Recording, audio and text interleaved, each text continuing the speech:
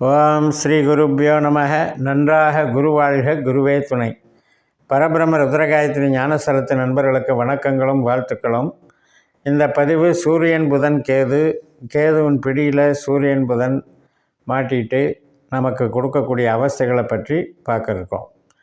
இது நமக்கு 28ஆம் தேதியிலிருந்து செப்டம்பர் 28 முதல் அக்டோபர் 5 வரை தான் ஒரே நட்சத்திரத்தில் இந்த 3 கிரகம் இருக்கும். எப்போவுமே கிரக சேர்க்கை என்பது ஒரு நட்சத்திரத்துக்குள்ளே நடந்தால் தான் அது கிரக சேர்க்கை. அப்போ சூரியன் நமக்கு ஒவ்வொரு லக்னமாக இப்போ பார்ப்போம். முதல்ல கடக லக்னம். ஏன் இந்த 3ஐயும் ஒன்றா போடுறோம்னா, இந்த 3ம் ஒரு பூத தத்துவத்தின் அடிப்படை, நீர் தத்துவம். அதனால் கடகம், விருச்சிகம், மீனம் அப்படின்னு சொல்ல மாதிரி 1, 5, 9ங்கிறது ஒரு முக்கோணம், ஒரே அணியை சேர்ந்தது.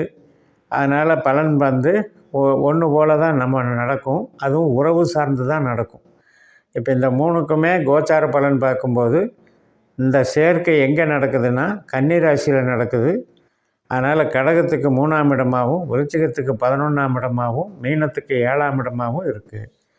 அப்போ இதெல்லாம் உறவு சார்ந்த விஷயங்கள், மூளை உழைப்பு சார்ந்த விஷயங்கள், நட்பு சார்ந்த விஷயங்கள் மற்றும் பிறரை நம்புதல் சார்ந்த விஷயங்கள். ஸோ இதை தனித்தனியாக நம்ம விவரமாக பார்ப்போம். இப்போ நம்ம கடக லக்னம் எடுத்துக்கிட்டோம்னா, நம்ம பெரிய அட்மினிஸ்ட்ரேஷன் பண்ண ஒரு திறமை இருக்கிறவங்க தான் நம்மளுடைய இது ஒரு குறிக்கோளோடு நம்ம செயல்படுவோம். நல்ல எல்லாத்துலேயுமே ஒரு கண்டிப்பாக இருப்போம். நிர்வாக திறமை நமக்கு அதிகமாக இருக்கும். அது சந்திரன் அப்படிங்கிறது கொஞ்சம் சாஃப்ட் நேச்சராகவும், நம்ம லக்னாதிபதியினுடைய அமைப்பு மனம் சார்ந்த விஷயத்தில் எமோஷனலாகவும், ஒரு பாசம் நேசத்துக்கெல்லாம் மதிப்பு கொடுக்குற மாதிரியும் இருக்கும். ஆனாலும் கூட மனசில் ஒரு ஸ்டடி மைண்ட் இல்லாமல் ஒரு ஆசிலேஷன், சஞ்சலங்களை கொடுத்துட்ருக்கிறது தான் நம்ம லக்னம். அப்படிப்பட்ட நம்ம லக்னாதிபதியினுடைய சாரத்தில் தான் இந்த 3 கிரகமும் சேருது. அப்போ சூரியன் யாருன்னா நமக்கு 2ஆம் அதிபதி, பணத்தை கொடுக்குறவர். அப்போ பேச்சு, பணம், நமக்கு வரக்கூடிய பொருள்கள், நம்ம விலை மதிப்பான ஒரு பொருட்கள் நம்மக்கிட்ட சேர்றது, இது எல்லாமே 2ஆம் இடம்தான்.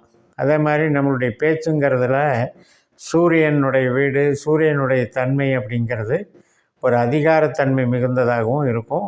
நமக்கு ஒரு வேலை வாங்கிறதுக்கு பவர்ஃபுல்லான ஒரு அமைப்பு கிரகமாகவும் இருக்குது. 3ஆம் அதிபதியே புதன் தான். 3ஆம் இடம் என்பது கம்யூனிகேஷன், தகவல் தொடர்பு, இடம் விட்டு இடம் போகிறது, சகாயஸ்தானம், தைரியஸ்தானம், துணிச்சலாக இருக்கிறது, மீடியா, எழுத்து, ஒப்பந்தம் மற்றும் கருவிகள். நம்ம இப்போ கம்ப்யூட்டர் கருவிகள், சாதனங்கள், செல்ஃபோனு, லேப்டாப்பு எல்லாம் எடுத்துக்கலாம். இப்போ நமக்கு 12ஆம் அதிபதியும் புதன் தான். 12ஆம் இடம் அப்படிங்கிறது என்ன அப்படின்னா, நம்ம கைவிட்டு போகிறது, விரயம் பண்ணுறது. அப்போ இந்த ஸ்தானத்துக்கு அதிபதி, இந்த புதனுடைய நட்சத்திரம் எங்கே இருக்குதுன்னா நம்ம லக்னத்தில் தான் இருக்குது. கடகத்தில் தான் ஆயில்ய நட்சத்திரம் இருக்குது. 5ஆம் இடமான விருச்சிக ராசியில் தான் கேட்ட நட்சத்திரம் இருக்குது. 9ஆம் இடமான மீன ராசியில் தான் ரேவதி நட்சத்திரம் இருக்குது.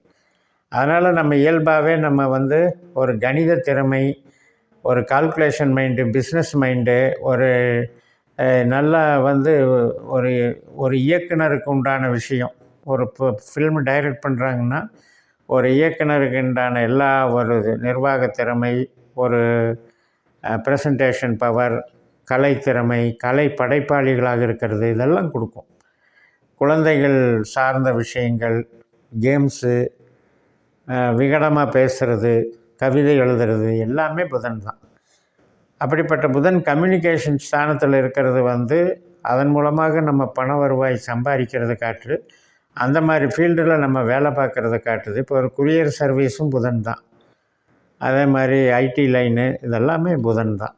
இப்போ ஒரு கமிஷன் துறையில் இருக்கோம், ஒரு மீடியேட்டராக இருக்கோம், ஏஜென்சியாக இருக்கோம், புரோக்கரேஜ் பண்ணுறோம், இதெல்லாமே புதன் தான்.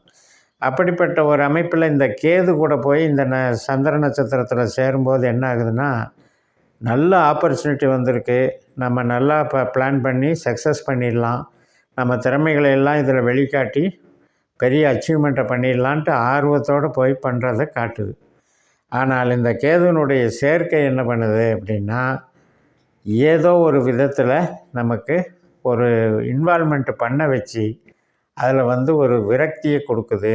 அதாவது அந்த காரியத்தை சிறப்பாக நடத்த முடியாமல் குழப்பம் பண்ணுறது, தடை பண்ணுறது, அதில் தோல்வி அடைய செய்கிறது, இந்த விஷயங்களை கேது பண்ணுது. அப்போ இந்த நாட்கள் இது எத்தனை நாள் அப்படின்னா நமக்கு 7 நாட்கள். செப்டம்பர் 28 முதல் நமக்கு அக்டோபர் 5 வரைக்கும். இந்த 7 நாட்களில் நம்ம இதை அவாய்ட் பண்ணிக்கிறது நல்லது. ஏன்னா புதுசாக ஒரு ப்ராஜெக்டை செயல்படுத்தலான்னு நினைப்போம். அப்போ ஒருத்தரை நம்பி செயல்பட வேண்டியிருக்கும். அந்த நம்பிக்கைங்கிறதுல பார்த்திங்கன்னா ரிவர்ஸ் ஆகிடும். நம்பிக்கையில் நம்ம ஏமாற்றப்பட்டோம் அப்படின்ற நிலைமை வந்துடக்கூடாது. அதுக்காகத்தான் இந்த பதிவு. அதே மாதிரி மெசேஜ் அனுப்புறது, கம்யூனிகேஷன் பண்ணுறதுலாம் கொஞ்சம் ஜாக்கிரதையாக செயல்படுங்க. ஏன்னா கேதுங்கிறது ஏதோ ஒரு விதத்தில் நம்ம மேலே பழியை சுமத்துறதுக்கு உண்டான சூழலை உருவாக்கிடுவார். அதனால் பேச்சில் கூட ஒரு குதர்க்கமான பேசிட்டார், இவர் பேச்சில் இருந்து இவரை சரியான நபராக நம்ம கணிக்க முடியல அப்படின்ற வீண்பழி வரும். இப்போ அடுத்தது லக்னம் விருச்சிகத்துக்கு பார்த்தோம்னா 11ஆம் இடமாக வருது. இந்த 11ஆம் இடம்ங்கிறது என்னென்னா நம்ம கோரிக்கைகள், நம்மளுடைய மோட்டிவேஷன், நம்மளுடைய எதிர்பார்ப்புகள் இதெல்லாம் பூர்த்தி அடைகிற ஸ்தானம்.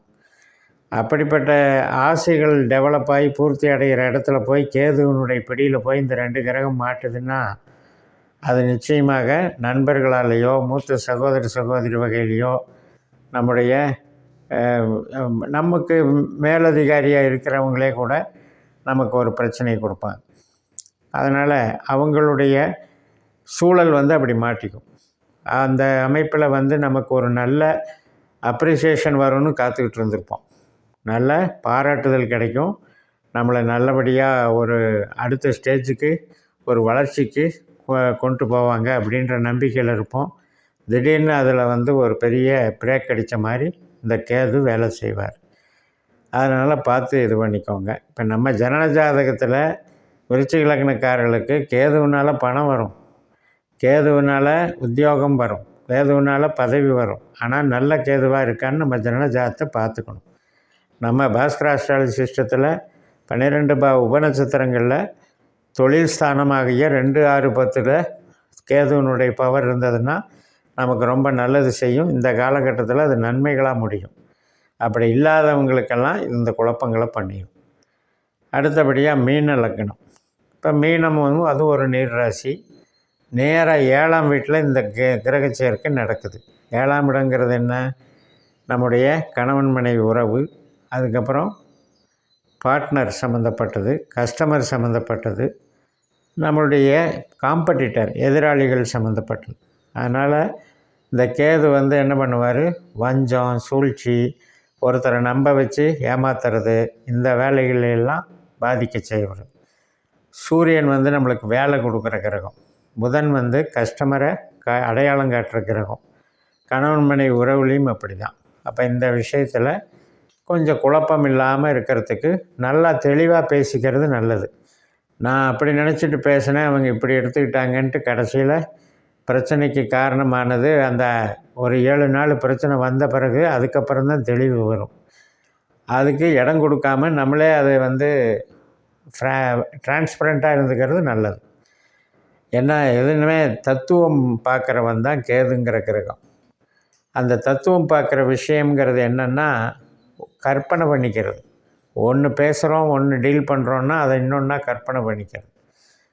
அதுபோக இந்த கிரிமினல் ஆக்டிவிட்டீஸ் சம்மந்தப்பட்ட விஷயங்களில் இறங்கக்கூடாது. சட்டவிரோதமான அத்தனை செயல்பாடு அத்தனை நபர்கள்கிட்டையும் நம்ம ஜாக்கிரதையாக இருக்கணும். இப்போ நம்மளை மேலே பொறாமை வச்சுக்கிட்டு நம்மளை அபகரிக்க திட்டமிடுறவங்களும் 7ஆம் இடத்துல தான். ஸோ அந்த 7ஆம் இடத்துல நம்ம பொருள்கள் பாதிக்காமையும் நம்மளுடைய பேர் கெடாமலையும் இருக்கிறதுக்கு எந்த அளவுக்கு நம்ம ப்ரிகாஷனரியாக இருந்துக்கணும்.